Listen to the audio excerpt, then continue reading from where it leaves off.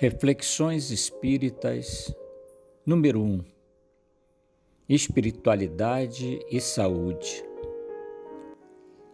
A espiritualidade é compreendida como uma ligação do ser humano com algo que transcende, sendo maior que si próprio, constituindo um vínculo com a divindade e fortalecendo o indivíduo diante de algum mal que possa cometê-lo, principalmente defrontando-se com alguma enfermidade e revelando postura bem positiva. Então, essa ligação do ser humano com algo que transcende, sendo maior que si próprio, isso podemos compreender como espiritualidade, que constitui um vínculo com a divindade, fortalece o indivíduo diante de algum mal que possa cometê-lo, principalmente quando ele está diante de alguma enfermidade e ele revela uma postura bem positiva. Isso é a própria ciência que está aí mostrando. O ser integrado na dimensão da espiritualidade, ele consegue lidar de modo proveitoso com a doença, exercendo os maiores esforços para se curar e estabelecer um forte vínculo terapêutico, bem integrado com os profissionais de saúde. Portanto, é importante que o facultativo, o médico que está cuidando do doente, pergunte a ele sobre a sua crença religiosa, porque o profissional de saúde que conhece o poder da espiritualidade, ele sabe que vai ser proveitoso o indivíduo com a doença, exercendo os maiores esforços para se curar.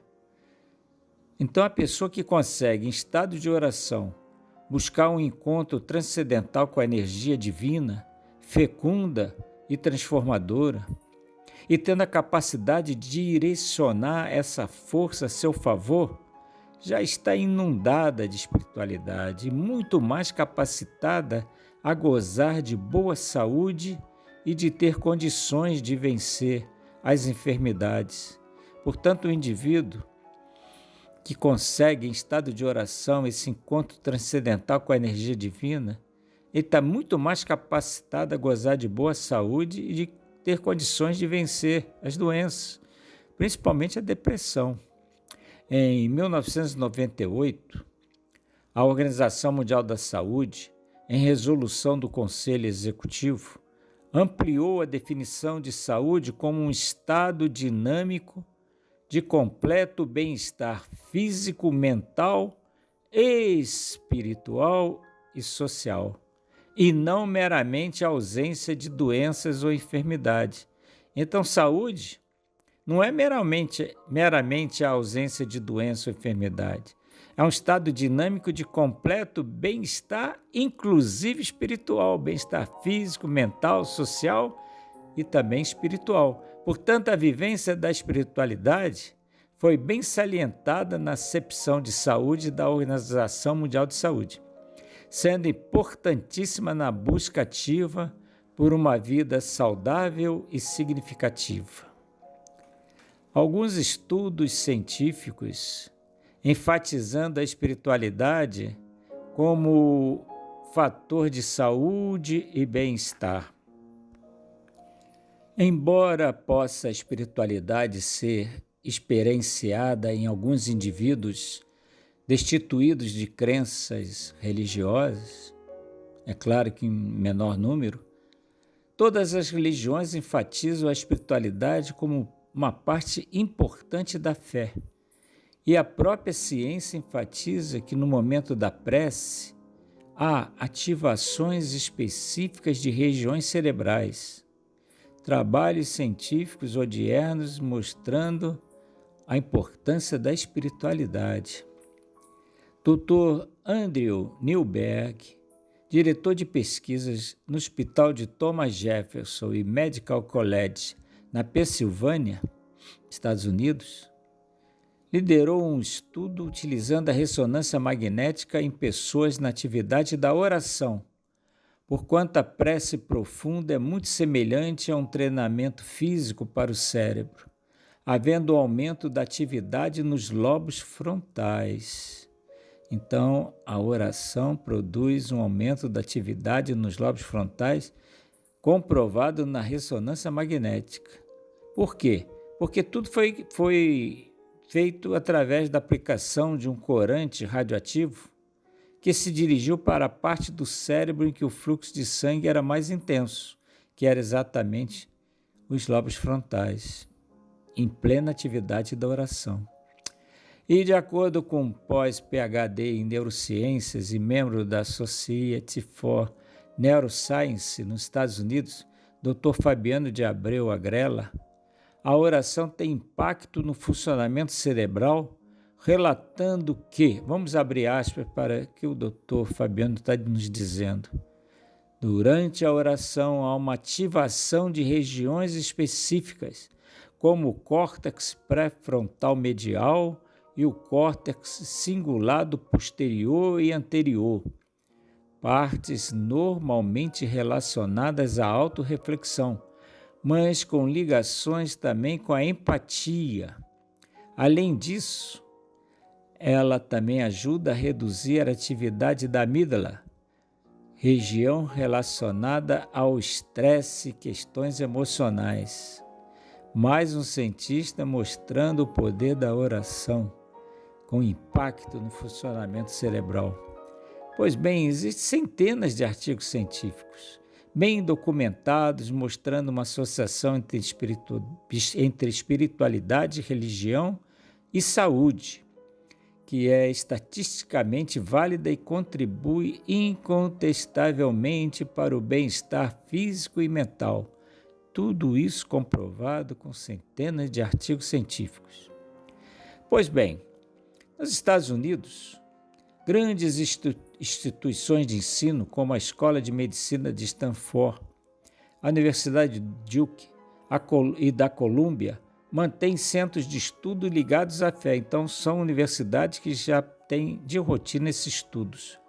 Também a Universidade de Munique, na Alemanha, de Calgary, no Canadá, e Royal College of Psychiatrists, no Reino Unido. Portanto, vários cientistas estudando o poder da oração em relação ao cérebro, atividade cerebral. E nós ressaltamos os cientistas da Universidade de Duke. A oração, diz eles, pode influenciar a capacidade orgânica de enfrentar doenças. Isso agora a medicina está... Os próprios profissionais da saúde estão verificando isso. Ao se debruçar sobre a questão de como a oração se relaciona à cura, com memórias traumáticas e até mesmo com a depressão, os estudiosos notaram um aumento da atividade cerebral, mais precisamente no córtex pré-frontal, ao monitorar por meio de equipamentos voluntários em momentos antes e depois da oração. Que maravilha sabermos e constatarmos que cientistas estão estudando a força e o poder da oração, produzindo bem-estar e saúde física e mental. Portanto, a espiritualidade é uma parte essencial da fé. A espiritualidade busca a verdadeira essência da religião através de uma conexão maior da comunhão do homem com a divindade. Processo chamado de religação, religiosidade. Processo de religação com Deus, nossa origem, e, consequentemente, a partilha com o outro, a prática da caridade, o amor em ação. Portanto, todas as religiões enfatizam a espiritualidade como uma parte importante da fé, embora devamos frisar que muitos religiosos não a vivenciam, sendo reconhecidos como crentes de fachada. Alguns até se apresentam de forma trágica no momento da morte, inclusive negando a paternidade divina. Portanto, não é o fato de ser religioso que vai corroborar, ter espiritualidade como parte importante da fé. Porque tem muitos religiosos que não vivenciam espiritualidade. E até mesmo no momento da morte, negam a paternidade divina.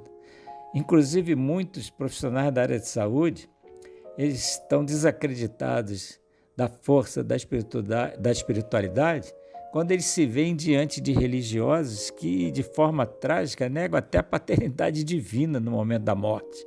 são indivíduos que não têm espiritualidade nenhuma, eles têm uma religião de fachada. É religiosismo e não religiosidade.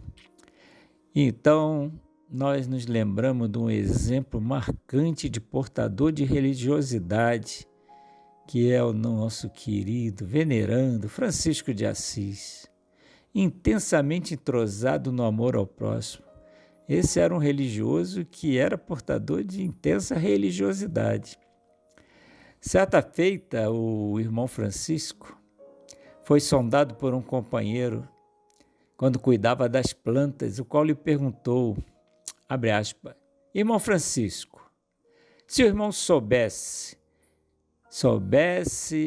que iria morrer daqui a alguns minutos, o que você faria? Irmão Francisco, se a morte chegar daqui a alguns minutos, se você sabe, já tem certeza que a morte vai chegar, o que você faria nesse intervalo? Ele prontamente respondeu, continuaria a capinar o meu jardim. E ele intuitivamente sabia que a morte não interrompe a vida e que após o falecimento dos seus órgãos físicos, ressurgiria na dimensão da imortalidade em estado de oração, vivenciando paz e esperança, porquanto viveu o sacerdócio em sintonia com Cristo e desencarnou na companhia dele. O indivíduo que leva a vida no amor ao próximo, ele vivenciando a espiritualidade a todo instante, é claro que no momento da morte ele não vai ter medo de nada. Sócrates, o memorável filósofo da Grécia Antiga, inundado de espiritualidade, certa feita afirmou, abre aspas, acredito na existência de um só Deus todo-poderoso, dotado de sabedoria e bondade absolutas, provadas com a sublime harmonia do universo e com a maravilhosa organização do corpo humano. Relativamente à fé na existência de Deus, há nos diversos povos um acordo unânime que faz a humanidade como que uma só família. Então ele tinha certeza absoluta da existência de Deus, dessa harmonia do homem com o universo e com a maravilhosa organização do corpo humano. Realmente Sócrates sempre foi inundado de espiritualidade. Temos o exemplo também de Platão, seu discípulo, igualmente portador de acentuada religiosidade. Certa feita ele proferiu, vamos abrir aspas, vamos ouvir Platão. Se tu abres os olhos, vês a luz, mas o teu olhar seguinte eleva-se para cima, para a origem de onde toda a luz é oriunda, para o sol. E quando os olhos do espírito se abrem, vê-se a verdade, mas o segundo olhar volta-se para onde nasce toda a verdade, para o sol dos espíritos, para Deus. Que lindo, né? Se tu abres os olhos, vês a luz, mas o teu olhar seguinte eleva-se para cima, para a origem de onde toda a luz é oriunda, para o sol. E quando os olhos do espírito se abrem, vê-se a verdade, mas esse segundo olhar volta-se para onde nasce toda a verdade, para o sol dos espíritos, para Deus. Podemos trazer também o testemunho de Clemente de Alexandrina. Quem foi Clemente de Alexandrina? Foi um escritor, um teólogo, um apologista cristão grego, nascido em Atenas. Foi propagador da ideia cristã, atestando a espiritualidade dentro de si. Sabe o que ele afiançou? A fé é o fundamento da verdade. Numa simples frase, ele disse tudo. A fé é o fundamento da verdade. E o oposto, o contrário de tudo isso, nós vamos encontrar em Nietzsche, um infeliz filósofo do século XX, nascido na Alemanha, o qual foi responsável por obras críticas da religião, da moral, da ciência, ostentando ironia e o uso do aforismo. O que é aforismo? É a habilidade de sintetizar em poucas palavras o que muitos escrevem de forma ostensiva. Então ele foi hábil no uso do aforismo, mas sempre ironia e sempre criticando a religião, criticando a moral, criticando a ciência. Pois bem, esse escritor relativizou a essência da espiritualidade. Nietzsche, tendo o desplante de desprezar Deus, a disfarçatez até de matá-lo. Matou Deus, imagina. Ele teve essa disfarçatez de matar a Deus. Desencarnou de forma infeliz, afundado na loucura. Então, que o nosso pensamento ligado, endereçado a Nietzsche, seja de que muita paz nesse momento possa atingir o seu espírito e que ele receba várias e várias oportunidades de crescimento espiritual nas diversas possibilidades reencarnatórias que Deus oferece ao ser humano. Pois bem, os estudos científicos odiernos, em grande número, apontam que a espiritualidade tem impacto positivo na saúde, oferecendo suporte emocional e auxiliando no enfrentamento de doenças. Então, os filósofos destituídos de espiritualidade, no momento, odiernamente, estão devidamente desatualizados. Coitadinho do Nietzsche. Se ele reencarnasse hoje, vivesse junto com todas essas pesquisas científicas, claramente ele seria desacreditado. Assim como Nietzsche, outro filósofo alemão igualmente se encontra atualmente desacreditado pela ciência moderna. Sabe quem? O Karl Marx, um revolucionário socialista, materialista, desagregador, o qual expôs ser, abre aspas, a religião ópio do povo. Olha que coisa! Afirmação em total desacordo com as pesquisas acadêmicas, envolvendo religiosidade e saúde, asseverando a importância da fé, da oração, do perdão, do amor em ação, produzindo bem-estar e ótima qualidade de vida. É outro que necessita também das nossas orações. Karl Marx, crítico, totalmente crítico, igual a Nietzsche, da religião. É uma pena. Poderia canalizar toda a sua inteligência para o bem, E, através da sua ideologia, milhões de mortes aconteceram no mundo.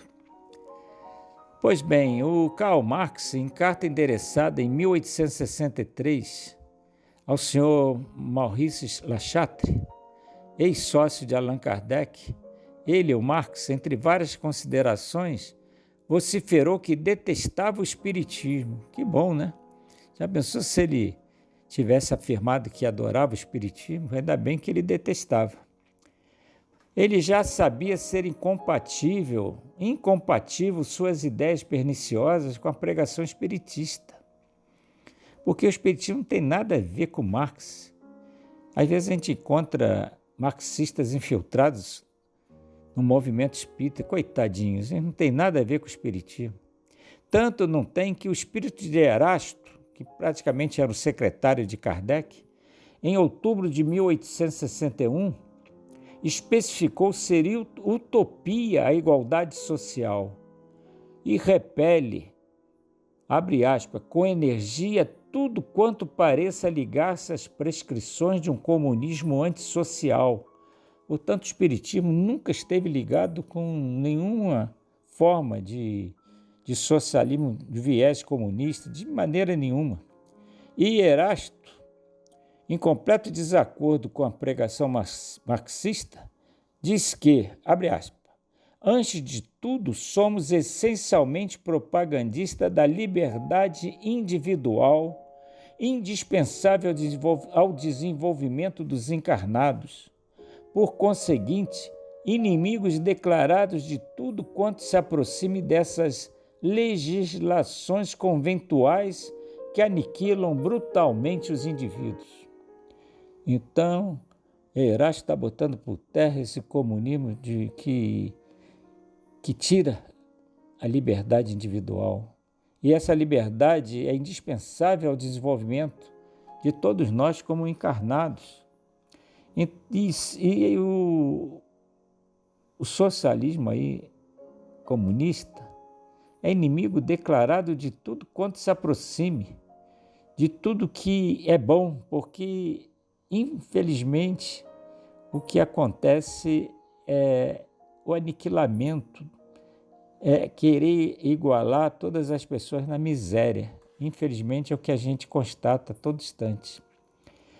É importante, muito importante realmente, trazer essas informações, porquanto no Espiritismo não há abertura para a entrada de marxistas em suas fileiras, embora a infiltração comunista ela ocorra em muitos setores religiosos.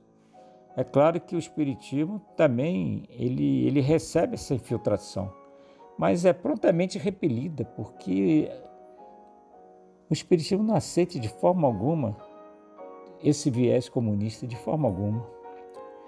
E Albert Einstein, como é gratificante nos embebedarmos nas palavras sábias desse magnânimo cientista. O que ele disse? Abre aspas. Albert Einstein.